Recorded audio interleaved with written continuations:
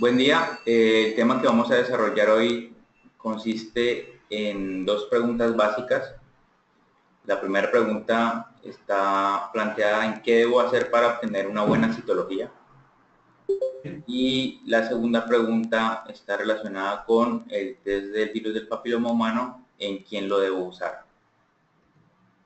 Espero que tengan algún caso para exponer al final de la presentación. Qué pena, doctor. Lo que pasa es que tuvimos una pequeña falla de conexión. ¿Usted nos puede repetir todo lo inicial?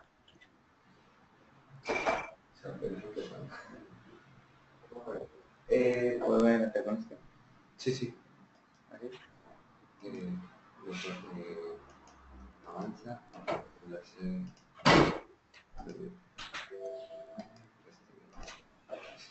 Bueno, entonces vamos a empezar la charla de nuevo. El tema que vamos a desarrollar hoy está basado en dos preguntas. La primera, ¿qué debo hacer para obtener una buena citología? Y la segunda, en relación con el test del virus del papiloma humano, poder saber en quién se debe usar o en qué situación se debe usar. En relación con la citología cervical, tenemos claro que es un procedimiento que es básico o estaba hasta antes de las nuevas guías como el método principal de tamización o de cribado de cáncer cervical de cuello uterino a nivel mundial. La citología pues estudia las células exfoliadas de la unión escamocolumnar para detectar anormalidades morfológicas de las células examinadas.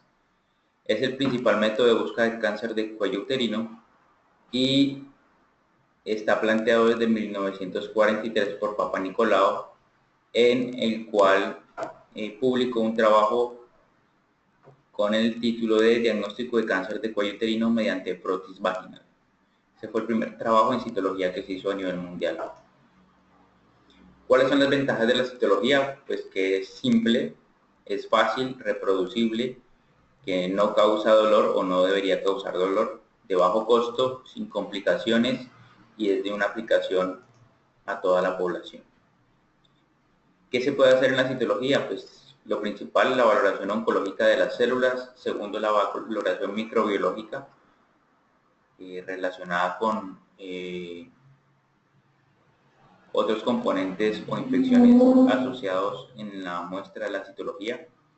Y la valoración hormonal también. Hay dos tipos de citologías. La primera es la citología convencional, que es el extendido que nosotros hacemos regularmente y que se fija con un alcohol, o la citología líquida, que es la citología que se mantiene y se preserva en un medio líquido y se toma con un CitoBrush, que es mucho más menos grueso, menos firme, menos rígido que la citología convencional. Aquí tenemos la sensibilidad y la especificidad para cada prueba. Tenemos que la citología tradicional tiene una sensibilidad de aproximadamente el 65%.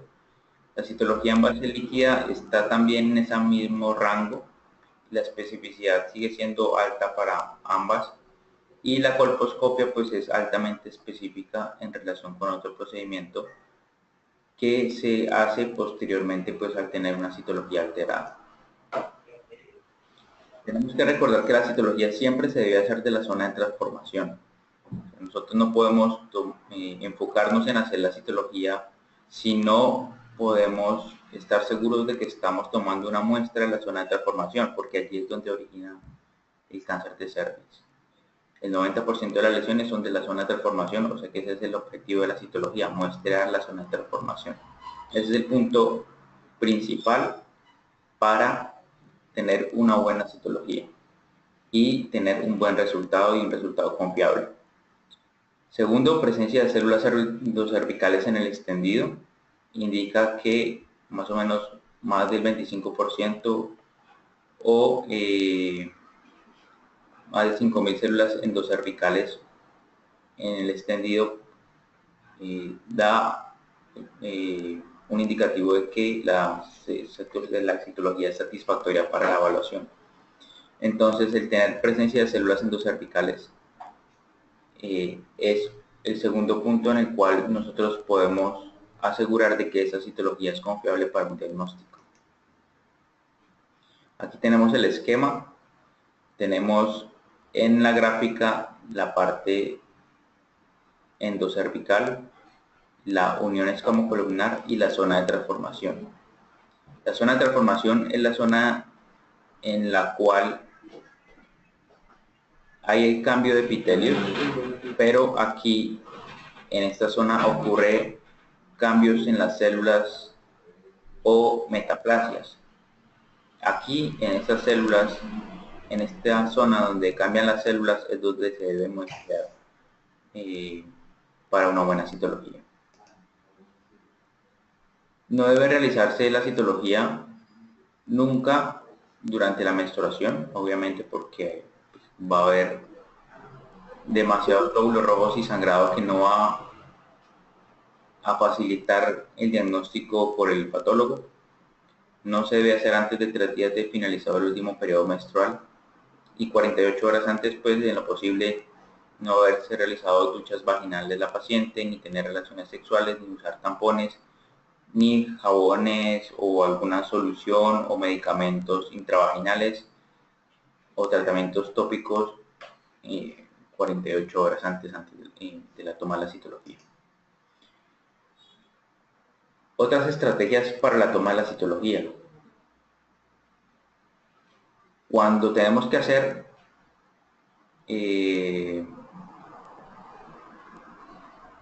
un examen físico ginecológico, debemos obtener el material citológico antes del examen clínico general. Es decir, si vamos a hacer un tacto vaginal, tenemos que tomar la citología y luego proceder a hacer el examen vaginal.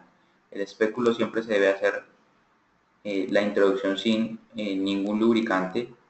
Se debe evitar al máximo el traumatismo del cervix cuando se abre el espéculo, cuando se introduce, ya que empieza a sangrar, o se puede denudar la zona de transformación y perder células que servirían para el diagnóstico. Y se debe visualizar bien el cervix y localizar la zona de transformación para poder tener una buena muestra.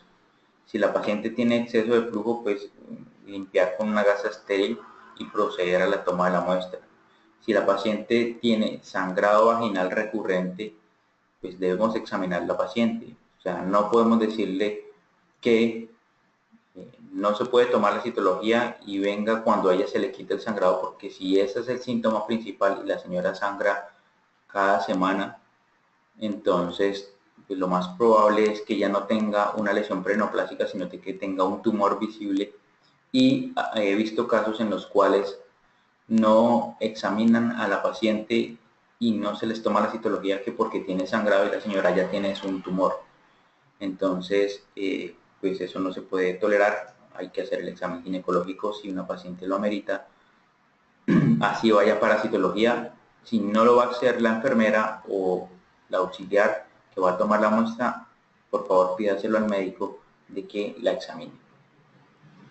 Siempre se debe introducir el espéculo con cuidado sin llegar a tocar el cervix y tratar de abrirlo hacia los fondos de saco anterior y posterior. Posteriormente ya vamos a tomar la muestra de la zona de transformación. Siempre se debe hacer un extendido uniforme y delgado. No deben haber grumos prácticamente que yo debo ver a través de la lámina del extendido. No es el grumo blanco ni el grumo aquí café. Yo debo tener un extendido parejo, uniforme y que pueda yo ver a través de la lámina. Ese es un buen extendido. Obviamente la lámina se debe rotular antes con los nombre, identificación de la paciente y la fecha de la toma de la citología.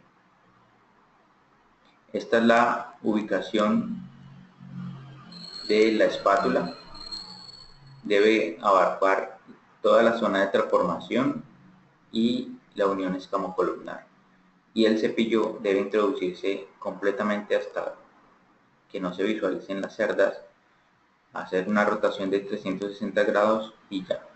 No es necesario poner a sangrar a la paciente. Aquí están las dos técnicas. Si usted coloca el extendido, la mitad superior o la mitad inferior es igual, pero pues se recomienda hacer dos extendidos, mitad hacia un lado y mitad hacia el otro lado de la espátula de aire o de la zona de transformación y el la toma endocervical.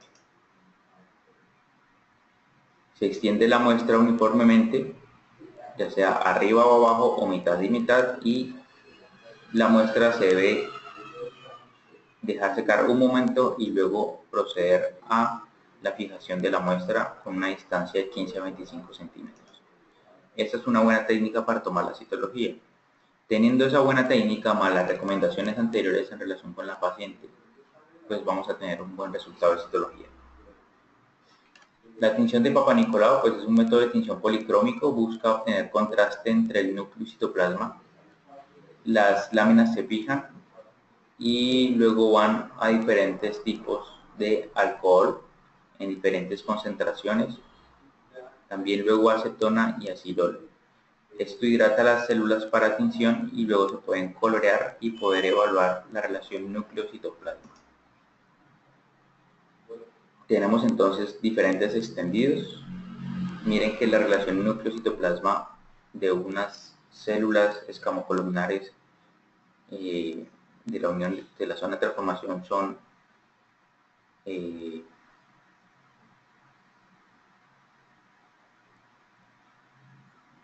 similares o simétricas en comparación con las células de la parte superior, en la cual el núcleo es más irregular, agrandado, y el citoplasma es mucho más pequeño o se pierde la relación porque el núcleo está crecido. ¿Qué sucede o cuál es el porcentaje de citologías falso negativas? Es decir, pacientes que tienen lesiones de alto grado o carcinoma invasor y la citología sale normal. Aproximadamente un 20% para carcinoma invasor y un 20-50% para lesiones de bajo grado, SIL y HSIL. Las causas son error en la toma de la muestra, errores por mala fijación y errores en la evaluación.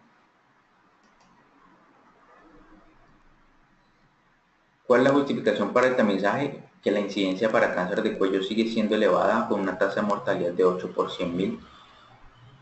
Volvemos y repetimos lo mismo, el 80% del cáncer a nivel mundial está en Latinoamérica, así que se deben implementar mecanismos para tener unos buenos programas de tamización. Colombia obviamente se ubica en la franja de alto riesgo para incidencia de cáncer de cuello uterino a nivel mundial.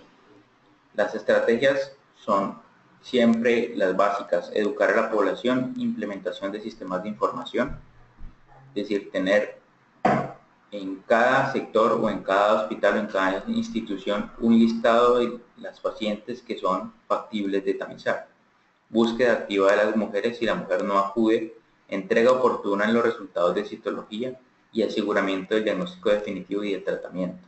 O sea, si una paciente tiene un diagnóstico de citología, una lesión de alto grado,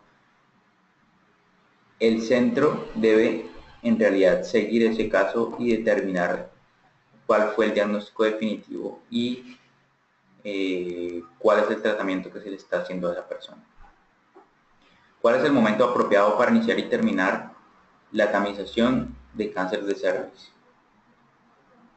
En principio se dice que se debe comenzar la tamización 3 años después de inicio de relaciones sexuales, porque este es el periodo en el cual el virus del papiloma humano puede llegar a producir un cambio en las células a nivel del cuello uterino.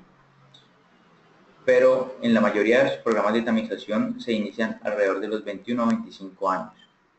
Así que a partir de los 25 años es una buena edad para iniciar programas de tamización.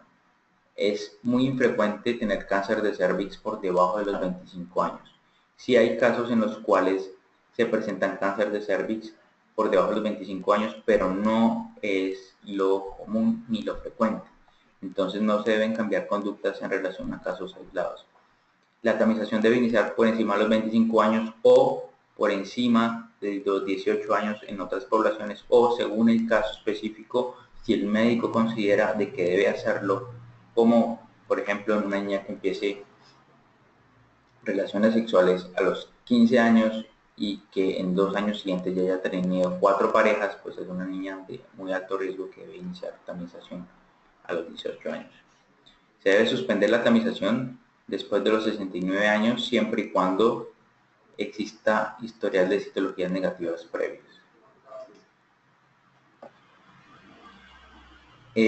Antes el esquema de tamización estaba, como se ve en la gráfica, 1-1-3. Hoy la citología ha cambiado y vamos a ver más adelante por qué la citología ya no va en ese plano. Se puede hacer tamización con citología en mujeres por debajo de los 30 años y está aceptado, o en los sitios en los cuales no existe la prueba del virus del papiloma humano y el esquema de citología va a ser el mismo, 1-1-3. En estos sitios y con estas consideraciones se debe seguir haciendo la tamización con citología. En mujeres embarazadas sin antecedente de patología cervical, la citología o el tamizaje se hace de la misma forma que mujeres no embarazadas y siempre se toma la citología en el segundo trimestre tardío, porque en el primer trimestre, ya con principios del segundo trimestre, es decir, semana 12 a 18, generalmente hay mayor tendencia a que las mujeres puedan llegar a presentar abortos espontáneos o por causas asociadas diferentes a procedimientos. Entonces es mejor no hacerlo, porque si se presenta algún aborto, pues la mujer lo va a estar asociado con algún procedimiento a nivel ginecológico. Entonces, para evitarse complicaciones, porque bueno, la educación de la paciente no da para poder explicar que la citología no tiene que ver con su aborto, pues entonces se tiende, o es mejor hacerlo, empezar el tamizaje en el segundo trimestre tardío. Este es el CitoBrush para tomar una citología. Este es el CitoBrush de una citología con base líquida. La parte larga va dentro del endocervix y los escobillones más cortos van a tocar la zona de transformación y el exocervix. Se le da un giro entre 3 a 5 giros, y hay algunos que tienen aquí para partir y cae el trozo del escobillón, o se desprende la paleta de la guía del escobillón, como está aquí, y luego se tapa y allí ya queda su citología tomada. La citología líquida tiene algunas ventajas en cuanto a la citología convencional o Papa Nicolau. Tiene menor porcentaje de falsos negativos y tiene disponibilidad de células y de contenido de ADN para hacer posteriores estudios en la misma muestra.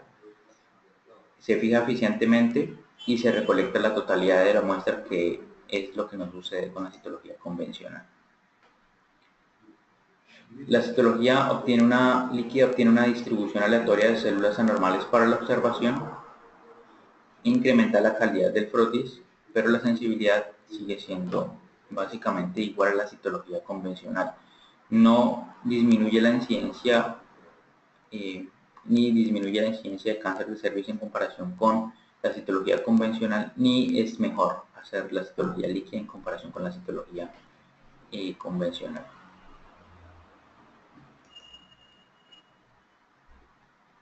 La citología aspira el medio líquido y elementos no deseados, por eso se tiene un extendido mucho más fino y las células obtenidas en la membrana se transfieren a un portaobjetos. O sea, se toma la citología, se desprende el escobillón, se guarda, esto se procesa, se eliminan los detritos celulares y luego se hace un extendido. Y el extendido pues obviamente es mucho más limpio, con menos leucocitos o células inflamatorias, y es más fácil para el patólogo hacer esta lectura que hacer esta lectura. Obviamente el patólogo tiene que estar entrenado en lectura para citología líquida. No todos los patólogos pueden leer o deben o deberían de leer una citología líquida si no están entrenados para ello. En relación con la citología líquida hay varios resultados de estudios. Los estudios no han demostrado ser más sensibles ni tener una mayor especificidad la citología líquida frente a la citología convencional. Podría mejorar la calidad de las muestras y disminuir el número de citologías inadecuadas, esa es una ventaja, y obtener una muestra para detectar el virus del papiloma humano.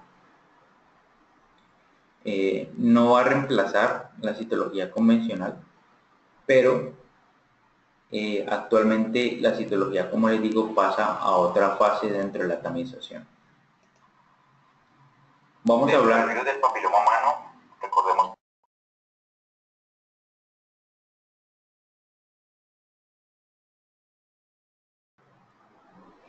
Los diferentes tipos del virus del papiloma humano. Existen más de 100 tipos del virus del papiloma humano y 40 tipos infectan el tracto genital humano. Tenemos los tipos de bajo riesgo y los de alto riesgo.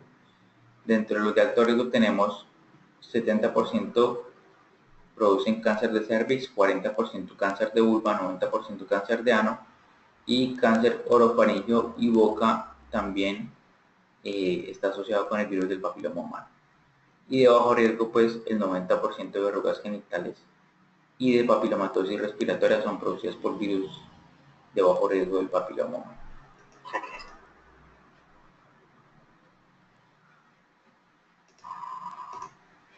Aquí tenemos una tabla en la cual vemos la historia natural del cáncer de cervix. En esta tabla nosotros podemos ver que la gran mayoría de las infecciones no llegan a cáncer cervical y que aproximadamente el 60-70% del cáncer de cuello uterino es producido por el virus del papiloma humano 16 y 18. La infección generalmente es autolimitada. Como habíamos hablado anteriormente, si una mujer se infecta por virus del papiloma humano de alto riesgo o de bajo riesgo, el 90% lo van a solucionar en un periodo de 18 meses, sea de alto riesgo o de bajo riesgo. Los tipos de alto riesgo pues van a representar el factor de riesgo más importante para la persistencia y progresión de lesiones en cervix, y la infección persistente es el factor de riesgo más preponderante para desarrollar una lesión de alto grado o cáncer cervical. Cuando yo hablo de infección persistente quiere decir que tengo el mismo tipo de virus del papiloma confirmado en un intervalo de al menos 12 a 18 meses entre las dos muestras tomadas para el virus del papiloma humano.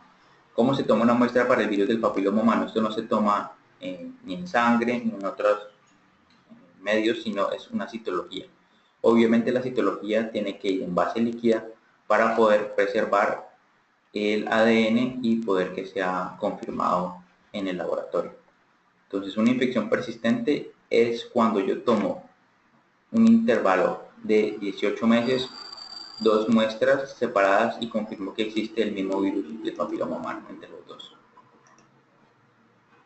Tenemos aquí la tabla en la cual nos habla de la sensibilidad y especificidad del virus del papiloma humano o de la prueba en relación con la citología. Vemos que en relación con la citología convencional, la sensibilidad es mucho más alta, 96% en relación con 51% para la citología convencional, para la detección de lesiones. Es decir, es mucho más sensible y coste efectivo hacer una prueba del virus del papiloma humano que tomar una citología convencional. Dentro de los algoritmos de atención actualmente tenemos entonces esta indicación. ¿A quién se le tiene que hacer prueba del virus del papiloma humano? A la mujer que tenga 30 años o más hasta los 65 años. Esta es la esquema de tamización actual. Si la prueba es positiva, ahí se procesa la citología. Lo ideal es que si la prueba es positiva, la señora se dirija al laboratorio donde le tomaron una muestra y se procese la citología, porque la muestra va a estar preservada en el laboratorio. Ahora, si la muestra no está preservada, pues se debería hacer una citología. Si es convencional o si es en base líquida, no interesa, pero con una prueba positiva al virus del papiloma se debe hacer un triage con citología. Si la prueba del virus del papiloma es negativo, la señora pasa a una tamización en 5 años, es decir, no se debe realizar la prueba sino hasta dentro de 5 años. Obviamente teniendo un comportamiento sexual apropiado, por decirlo así, o seguro. Dentro de la prueba, si la prueba con papiloma sale positivo y la señora fue a hacerse la citología y la citología sale negativa, ¿qué nos queda? Pues que la señora depure el virus. ¿En cuánto va a depurar o eliminar el virus? En 18 meses. Entonces, ante una prueba positiva del virus del papiloma humano y una citología negativa, yo debo repetir la prueba del virus del papiloma humano a los 18 meses. Si la prueba del virus del papiloma humano le salió negativa, la señora tiene comportamiento sexual seguro, se debe repetir la prueba en 5 años. De aquí en adelante, todos son manejos dependiendo del resultado de citología, que ya los hemos hablado en las charlas anteriores. Si la citología salió negativa, la señora se hizo la prueba del virus del papiloma humano y la prueba volvió a salir positiva, la señora va a colposcopio. Si la citología salió positiva, después de tener una prueba positiva para el virus del papiloma humano, la señora va a colposcopio. Como conclusión, se debe implementar el nuevo esquema de tamización en el país porque es mucho más sensible y más costo efectivo hacer tamización con virus del papiloma humano que con citología. Ahora, la citología se convierte en un factor determinante para tomar decisiones, como vieron ustedes en el esquema, así que cobra aún mayor interés que el que tenía antes, ya que vamos a tomar las conductas y las derivaciones a seguir dependiendo del resultado de la citología ante una prueba positiva del virus del papiloma. Quien toma la citología debe ser una persona capacitada que haga la toma a conciencia y que los procesos de citología en donde se hacen las tomas de citología sean estandarizados. No deben ser procesos en los cuales se hagan una u otra cosa dependiendo de el jefe de enfermería o el auxiliar encargado o el médico encargado o el hospital. Todo debe ser algo estandarizado y con un buen control. Eso es lo que les quería hablar hoy en día, y si tienen alguna pregunta, algún caso o duda, por favor, hacerlo.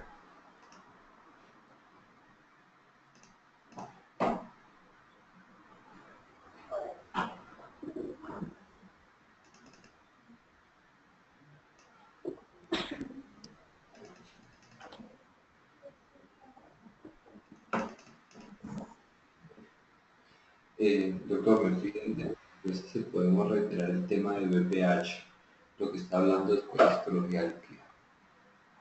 ¿Desde dónde? Que lo que mencionó justo después de citología líquida respecto al VPH.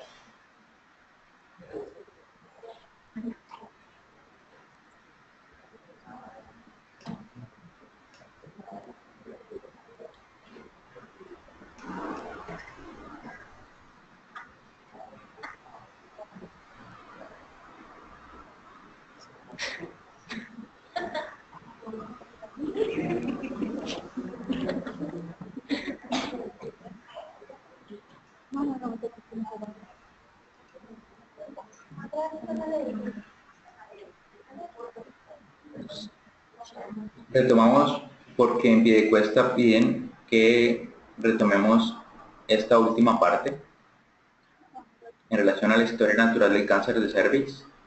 Lo que les quiero mostrar en esta diapositiva es la cantidad de infecciones que hay en relación con las mujeres que hacen cáncer de cuello. Infección subclínica por el virus del papiloma humano, hay hasta 10 millones aquí en Estados Unidos. En esta diapositiva que muestra en Estados Unidos la situación. Y 11.000 cáncer por año. La mayoría de los tipos de papiloma humano que producen el cáncer cervical es el 16 y el 18. Generalmente la infección, como les hablaba, es autolimitada. La infección se depura alrededor de los 18 meses y voy a hacer el diagnóstico de infección persistente cuando tomo 2 muestras del virus del papiloma humano y demuestro que existe el mismo virus del papiloma humano en 2 muestras separadas entre 2 tomas en un espacio de 18 meses. Esos son conceptos que deben quedar claros. En esta diapositiva les presenté sensibilidad del test del virus del papiloma humano en relación con la citología convencional. Vemos que la sensibilidad es del 96% para las pruebas del virus del papiloma humano en relación con la citología convencional, que es del 51 al 65%. Esta es la razón por la cual se debe tamizar con prueba del virus del papiloma humano. Aquí está la indicación que a quién se le debe realizar test de papiloma humano. A las mujeres que van de 30 a 65 años. Si la prueba es positiva, las mujeres deben ir a citología o procesar la citología que ya se ha tomado en la prueba del papiloma humano. Si la prueba es negativa, la señora regresa a tamización a los 5 años, sin duda. No tiene que hacerse citologías en este espacio de 5 años si la señora tiene una vida sexual de comportamiento seguro. Si la citología se debe hacer, si la citología sale negativa, lo que se debe esperar son un espacio de 18 meses para que la señora depure el virus. Si la prueba del virus desde que sale negativa, no volver a tamizarla en 5 años. Y lo que hablaba en esta diapositiva es que debe implementar el nuevo esquema de tamización en un país. La citología ahora se vuelve mucho más relevante para la toma, y quien toma la citología debe ser una persona capacitada. La citología debe ser estandarizados, personal dependiente. Si tienen preguntas.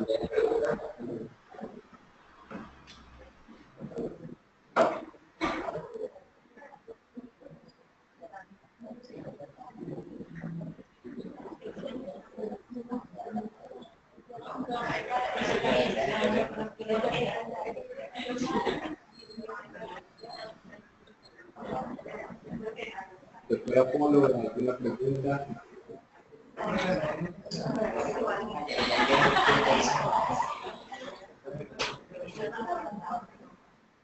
¿Alguna pregunta antes de cuesta?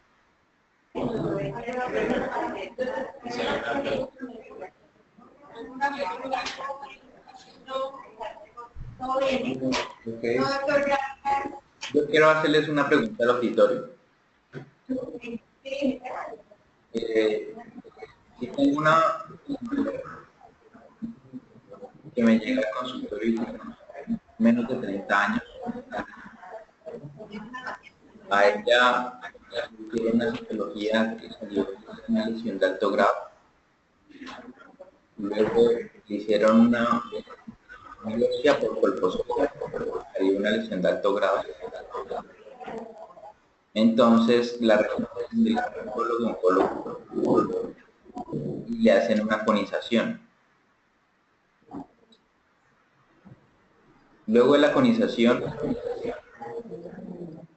le hacen una prueba del virus del papiloma humano al año y sale positivo. ¿Hay alguien que me diga cuál es el paso a seguir con esa paciente?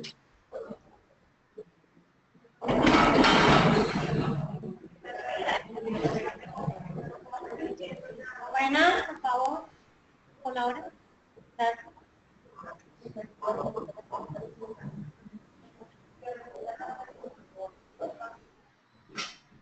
Por favor, que repita la pregunta.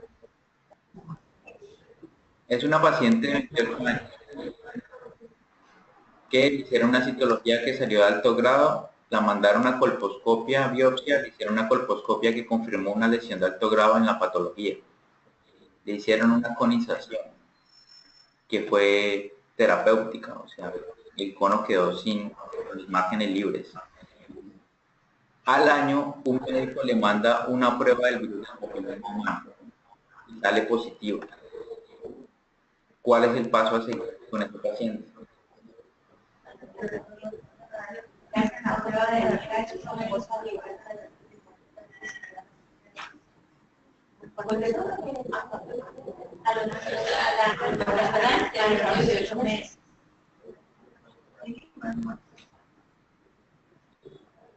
Esperar 6 meses más.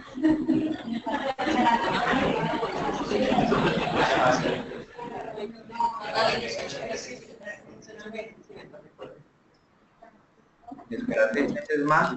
Ahí yo recomiendo la respuesta. Alguien que piense diferente. Tengo otra opción.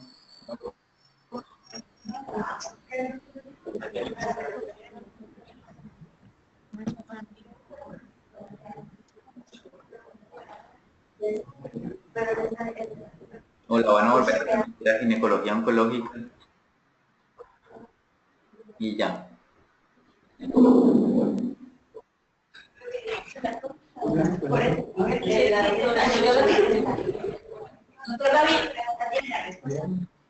Ella tiene algo que ustedes le pueden hacer, o sea, hay un paso que no debe regresar otra vez a esta mujer a ginecología oncológica sin que ustedes tomen una decisión de qué hacer, porque si va a llegar otra vez a ginecología oncológica debe llegar con un resultado. Lo que yo quiero que ustedes me digan es qué le tienen que pedir antes de que llegue a ginecología oncológica. De eso se tratan las charlas. Ustedes piensen y tomen decisiones sin que se dilate el tiempo de espera de la paciente.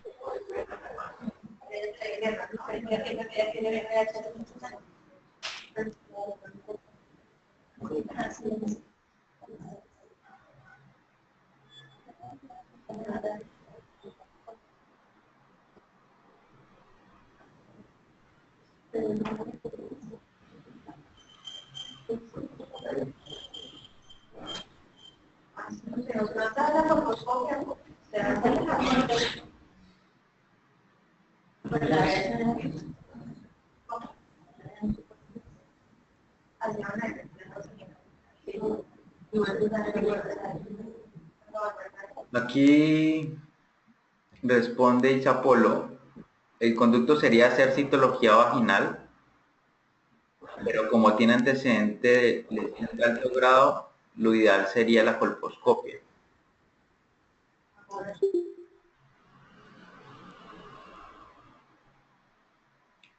Entonces, lo ideal sería hacer la citología vaginal, porque ya en principio la conización fue negativa, ya se le quitó la lesión. Ahora lo que tiene ella es o una reinfección por el virus del papiloma humano, una persistencia de la infección del virus, pero la lesión ya se retiró. Yo no puedo mandarla otra vez a colposcopia sin tener una base para decir que hay citologías alteradas, hay células alteradas que yo tengo que buscar en la colposcopia. De eso se trata la colposcopia, buscar lesiones. Pero si yo hace 12 meses le hice una conización y le quité la lesión, pues no debería mandar la colposcopia. Entonces, la conducta más adecuada para esa paciente es hacer la citología. Si la citología vaginal sale negativa, lo que tengo que hacer es esperar el tiempo de latencia para que elimine el virus. Es decir, esperar los 18 meses de vida. Ella no tiene que estar ni en citología cada 3 meses, ni en citología cada 4 meses, ni en colposcopia cada 6 meses. Todos esos procesos y esos procesos ineficientes matan también a la paciente. porque están en colposcopia cada 6 meses o en citología cada 6 meses o cada 4 meses, pues no es agradable. Entonces, la conducta más apropiada sería pedirle una citología. Y con eso se tomaría un año. ¿Claro?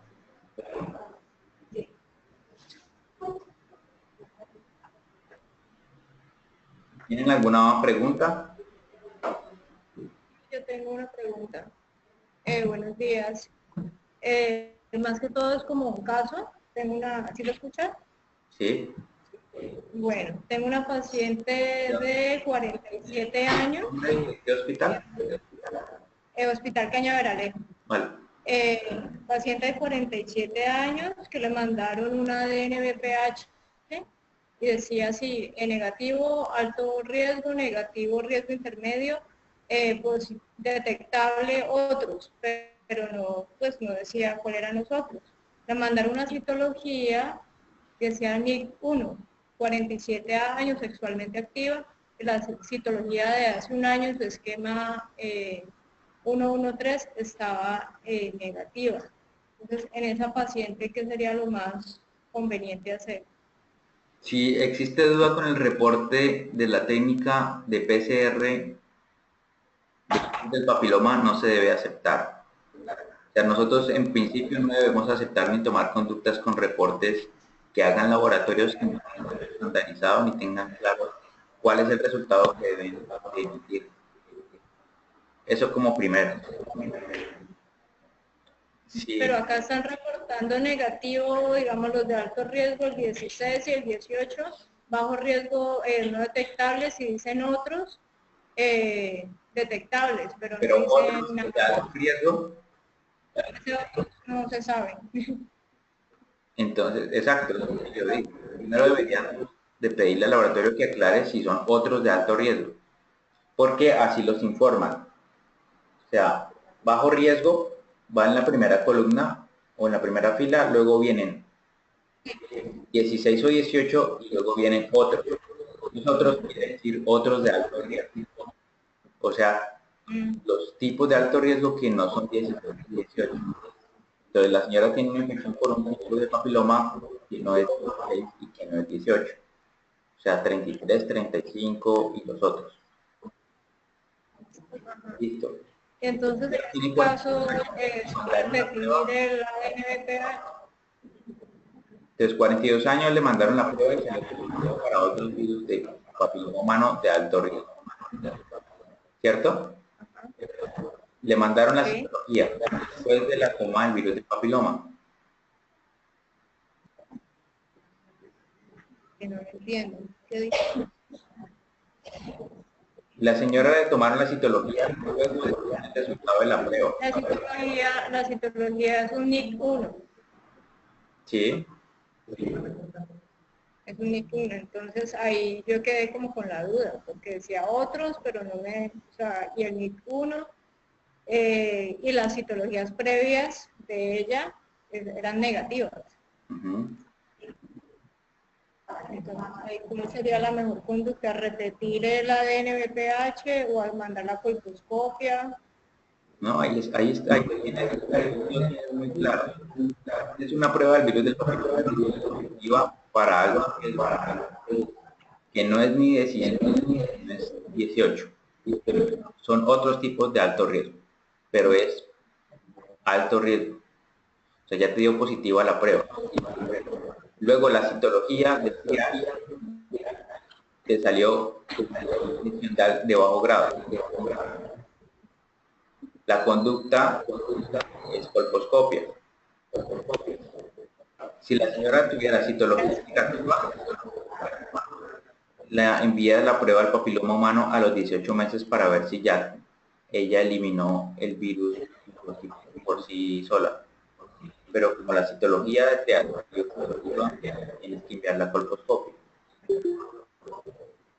Y el NIC1, recordemos que el NIC1 es la representación histológica de la infección del virus del papiloma humano. O sea que esos dos exámenes son concordantes, se relacionan. Si yo tengo un NIC1, es tengo que tener infección por el virus del papiloma.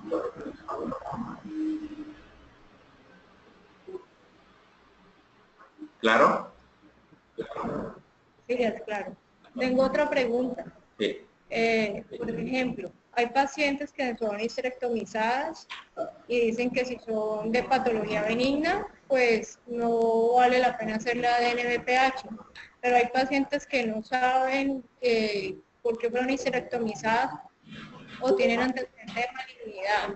Entonces, en las que son histerectomizadas, las histerectomizadas que son entre, o sea, mayores de 40 años, por ejemplo, y tienen antecedentes de patología cervical maligna, ahí cómo sería el seguimiento. El tamizaje no cambia. Si la paciente tiene antecedente de patología cervical, debe continuar su esquema de tamización según el país o la ciudad donde se encuentra. Si la tamización la están haciendo con prueba de papiloma, pues debe ser con papiloma. Si la tamización la siguen haciendo con citología convencional, debe seguir con citología convencional hasta los 70 años. Si tiene antecedente de patología, si la señora llega con el informe de la histerectomía o patología benigna, ejemplo, miomatosis, que es lo más frecuente, no se debe hacer tamización de ahí en adelante, si la señora tiene comportamiento sexual seguro.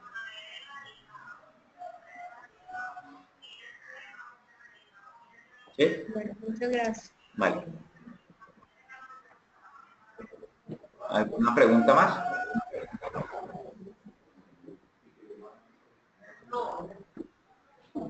No.